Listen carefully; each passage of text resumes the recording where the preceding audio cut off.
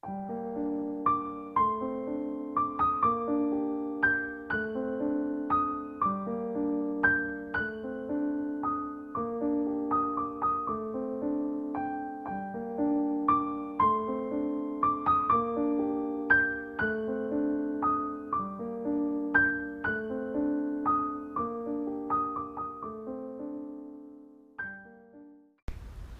ngala ng Ama, ng Anak at Espiritu Santo. Amen. Tayo ngayon ay nasa ika-10 linggo ng taon at dito pinapaalala sa atin na ang Diyos ay makapangyarihan at dapat tayo magtiwala sa Kanya. At dahil dito, dapat natin siyang mahalin ng higit kaninuman. Sumayin niyo ang Panginoon. At sumayin. Ang pagbasa sa Banal na Ebanghelyo ayon kay Marcos. Luwalhati sa iyo, Panginoon. Pag-uwi ni Jesus, muling nagkatipon ang napakaraming tao.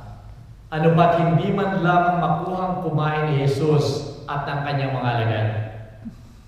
Nang mabalitaan ito ng kanyang mga kasambahay, sila'y pumaroon upang kaunin siya, sapagkat ang sabi ng mga tao, nasisiraan siya ng bait.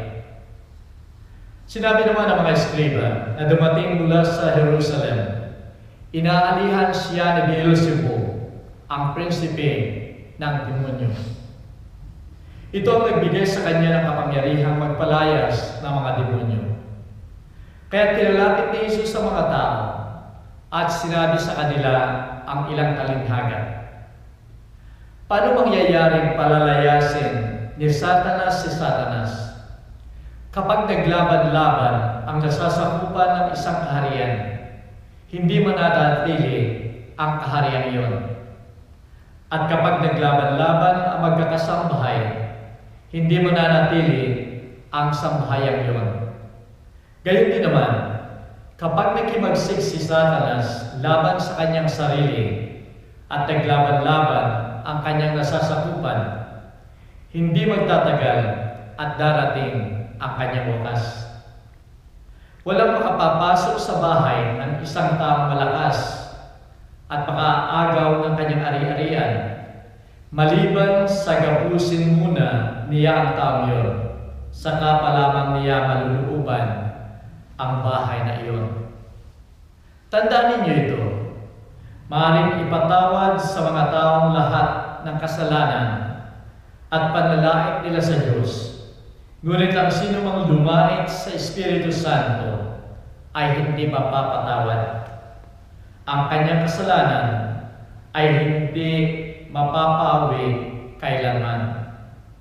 Sinabi ito ni Jesus sapagkat ang sabi ng ilan, inaalihan siya ng masamang espiritu.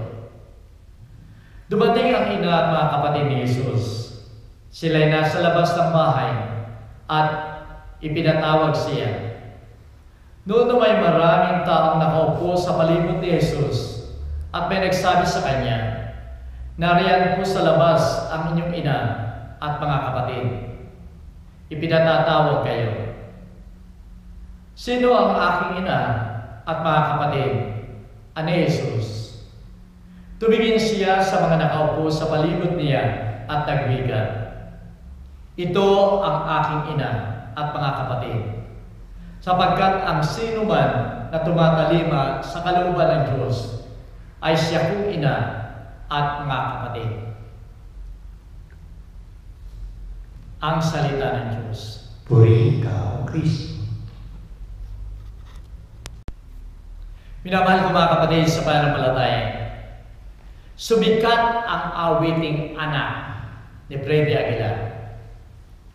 At napakaganda ng mensahe, ang napakaganda ng kwento ng awiting ito. Isang anak na ipinanganak, simula pa lamang ay naroon na ang pagmamahal ng mga magulang. Mga sakripisyong ibinigay sa kanila. Subalit sa kalaunan, ang anak ay hindi sumunod sa mga magulang.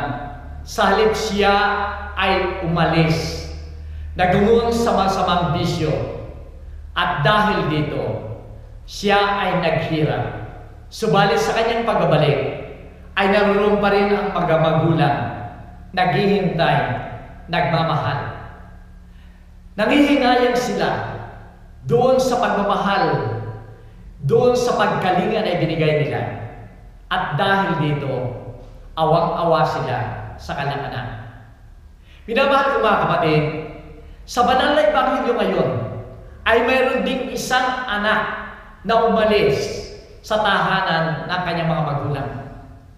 At ito nga sa banal na ebanghelyo ngayon, ang ating Panginoon ay umalis, hindi upang siya gumawa ng kasamaan, hindi upang siya ay lumaban sa kanyang mga magulang, kundi sundin yung misyon na binigay sa kanya ng kanyang ama sa kaitaasan. Subalit, katulad ng panghihinayang ng mga magulang doon sa awiting anak, ganon din ang panghihinayang ng mga magulang ng ating Panginoon. Panghihinayang ng mga kasambahay, kamag-anak, mga kapatid at kaibigan. Kaya't ang mabalitaan nila ng ating Panginoon ay naroon, ay pumunta sila upang sunduin ang ating Panginoon at upang ibalik sa kanila. Sapagkat ng kapanahunan yun ay hindi pa nila nalalaman kung ano ang misyon ng ating Panginoon. Hindi nila maunawaan kung bakit umalis ang ating Panginoon, na ito ay kalooban ng kanyang Ama at ito ay dapat niyang tupdin sapagkat ito ang kanyang misyon. Subalit, totoo nga bilang mga magulang ay nanghihinayang sila, lalong-lalo na nang mabalitaan nila na yung mga tao ay kung ano-anong pinagsasabi nila sa ating Panginoon, na siya ay nasisiraan ng bait. Yung mga eskriba, mga Pariseo, mga leader sa simbahan ay nagsasabi na siya ay inaalihan ng demonyo ni Beelzebul, ang prinsipe ng mga demonyo. Lalong nang hinayang yung kanyang mga alagad, yung kanyang mga magulang at mga kapatid. Kaya't nais silang sunduin ang ating Panginoon. Subalit dito ay pinahayag ng ating Panginoon sa banal na ebanghelyo ngayon ang mga mensahe tungkol sa kanyang misyon, tungkol sa kanyang kapangyarihan, at tungkol sa pagmamahal na dapat ay unahin ng ating Panginoon. Una sa lahat, ang mensahe ng banal na ebanghelyo sa ating ngayon, pinapatunayan ng ating Panginoon na ang kanyang kapangyarihan ay kapangyarihan na nanggaling sa itaas, nanggaling sa Diyos, sapagkat siya mismo ay Diyos. At ang kapangyarihan ito ay hindi matatalo, hindi mapapabagsak ng kaninuman. Sa kanyang pagpapalayas ng mga demonyo sa banal na ebanghelyo, ay nagpapatunay lamang na sa pagdating niya sa kanyang kapangyarihan, ay ginagawa niyang maalis ang lahat ng kasamaan, sapagkat pinapatunayan niya na kaya niyang supilin, paalisin ang lahat ng kasamaan, si Satanas o demonyo man yan. At dito nga ay ito ang tunay na kapangyarihan ng Diyos na binigay sa Kanya. Minamahal ko mga kapatid, sa banal na ebanghelyo ngayon ay napakinggan din natin ang sinabi ng ating Panginoon. Ang tumatalima sa kalooban ng Diyos ay siya kong ina at siya kong mga kapatid. Kung titignan natin na ang ginagamit na salita ng ating Panginoon ay Aramaic language. At dito sa language na ito, kasi maraming nagsasabi na may mga kapatid pala ng ating Panginoon. Sa Aramaic language, ang kapatid ay nangangahulugan na ito ay pinsan o kaya yung mga kamag-anak. Kaya't hindi tunay na kapatid katulad ng sinasabi nating kapatid sa isang pamilya na nanggagaling sa isang ina at isang ama. Dito sa sagot ng ating Panginoon, hindi niya itinatakwil ang kanyang pamilya, kundi binibigyan niya lamang ng mataas na pagpapahalaga ang pamilya ng Diyos, ang pagkakapatiran sa kaharian ng Diyos. Totoo nga na dapat nating mahalin, dapat nating igalang ang isang pamilya, at ito'y karapat dapat lamang. Subalit kung uunahin natin ang pagmamahal sa Diyos, mas higit nating mamahalin ang ating pamilya. Ang aral ng ating Panginoon ay punong-puno ng pagmamahal. Pagmamahal sa kapwa, at kasama dyan yung pagmamahal sa pamilya. Kung uunahin natin at babaliktarin natin na dapat pangunguna ang pagmamahal sa pamilya, maaaring tayo magkulang. Maaaring ang pagmamahal na yan ay malilimit lamang doon sa ating pamilya at hindi doon sa ibang pamilya o sa ibang kapwa.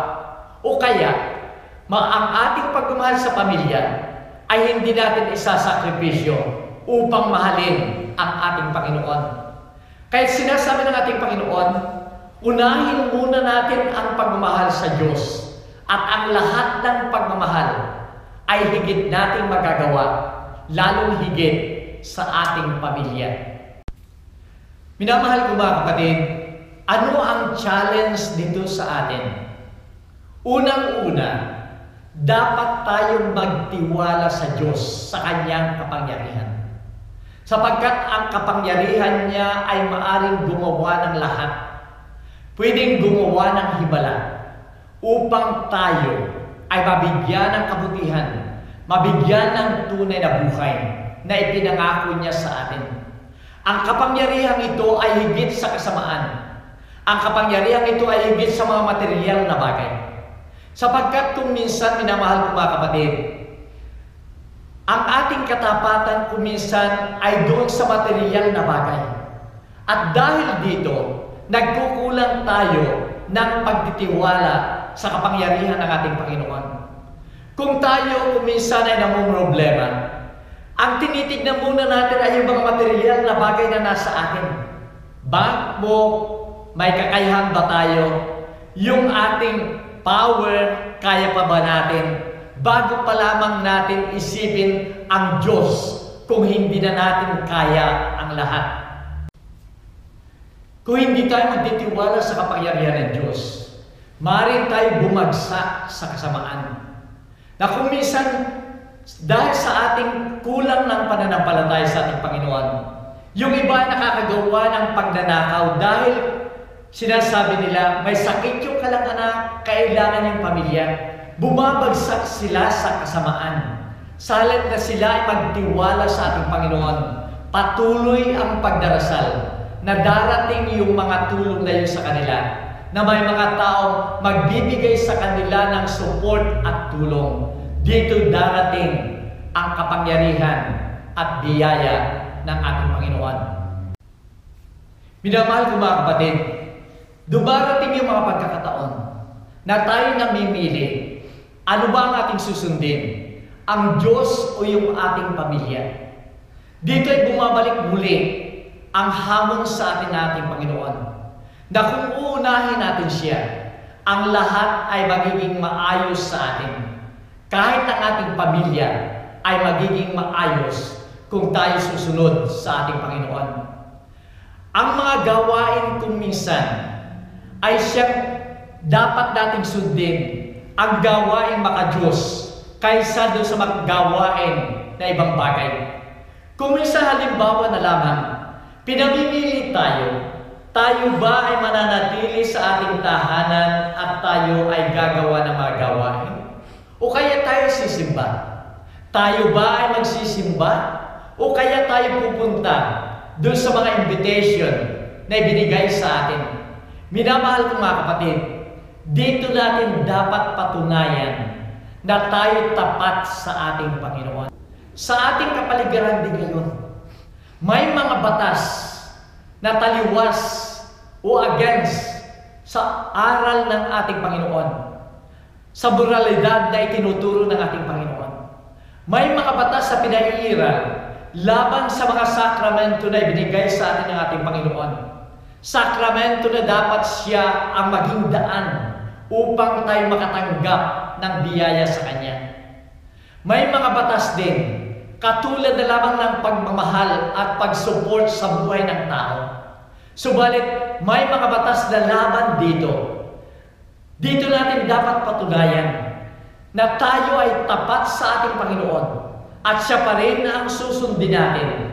Ang batas pa rin niya ang susundin natin upang sa gayon tayo ay nagpapakita na tayo nagtitiwala sa kapangyarihan at pagmamahal ng ating Panginoon. Minamahal ko mga kapatid, gumaya tayo sa ginawa ng ating Panginoon. Iniwanan niya ang lahat ng securities niya.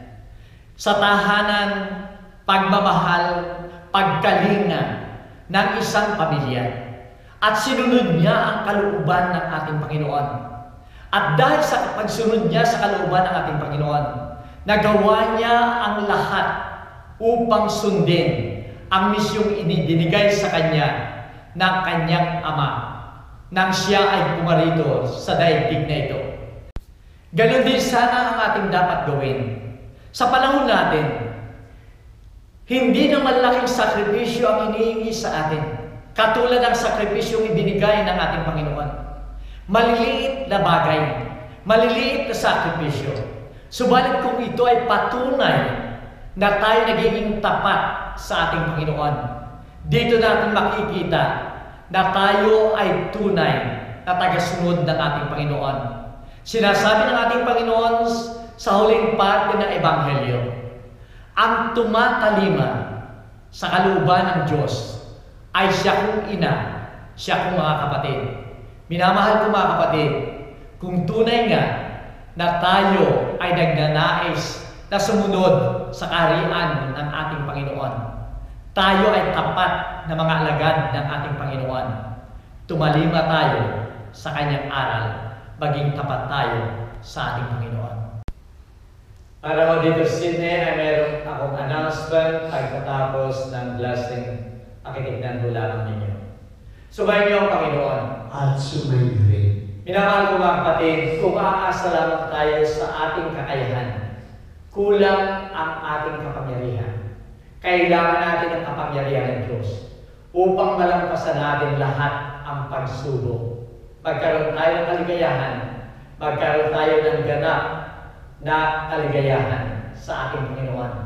At ay pagpalain kayo ng kapangyarihan ng Diyos, Ama, Anak, at Espiritu Santo. Amen. Umayon tayo mamaya. Salamat sa Diyos.